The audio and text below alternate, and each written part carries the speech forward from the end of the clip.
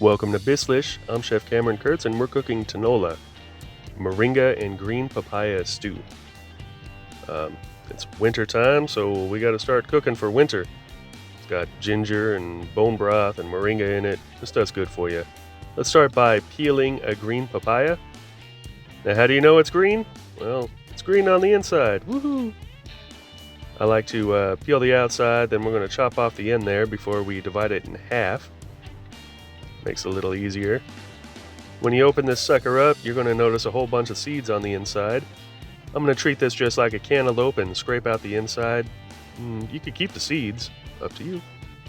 Next, I'm going to split it down the middle.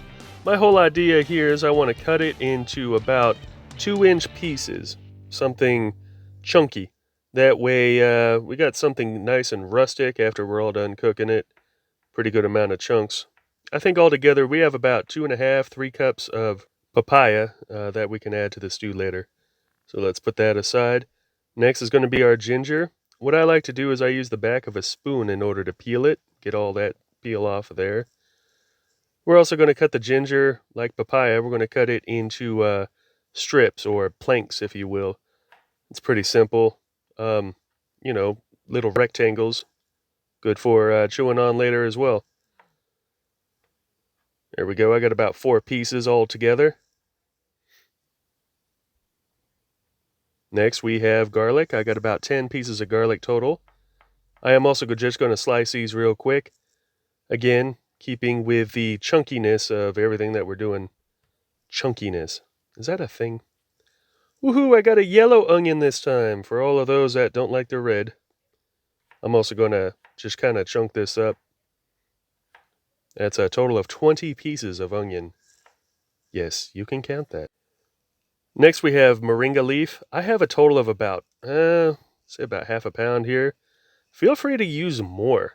I think mine just need a little bit more of it. That way it could taste a little bit better. We're going to throw out the stems. All right. Next is the chicken. I got chicken thighs. What I'm going to do with there is I'm just going to quarter them up. Again, about a 2-inch chunk kind of size. And then we have chicken breast, same thing. I am keeping my thighs and my breasts separate because, well, they cook differently than each other. My thighs I'm going to cook a little longer. My breasts, just until done. I'm going to salt them ahead of time. This way it's nice and seasoned. And I'm guaranteed I got enough seasoning on one part of the stew. There we go. Let's give that a little bit of a toss. Make it a little nicer for everybody. And there's our mise en place. We're ready to go ahead and start cooking. So I've got a pot. Put it on medium heat. Add a little oil. The first one I'm going to do is going to do the breasts. I'm just going to saute this up all nicely on each side. Get some good color on there. Add a little bit more flavor. There we go. That looks about right. So let's pull those on out of there.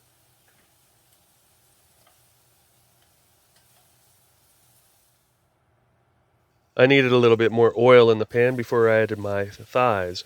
I know, they give off a lot of oil, but you can tell for yourself if you need a little bit more. After the thighs, we're going to saute in the rest of the oil. First the ginger, then the garlic, and then we're going to add the onions. All these aromatics together. We're not trying to brown these ones up. Actually, all we're trying to do is just kind of get them until they start sweating. I'm adding 2 cups of bone broth and a little bit more water. Then we're going to go ahead and add our papaya and follow the papaya up by our chicken thighs, and we're going to reduce the heat to low and simmer for about 30 minutes. Add a little more water if you need to. I did. Cover on. All right, 30 minutes later, let's take a look.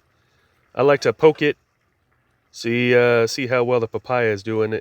It should be not quite cooked yet, but pretty well there. Now we could go ahead and add the breasts and give it a good little stir. Let it finish cooking. 6–8 minutes later, we're done. So we're just going to add the moringa off the heat. That way it could collapse right into the stew. Check it for salt and pepper. I noticed I needed a little bit more pepper, so I'm adding that now. I added 2 teaspoons. And boom, there we go.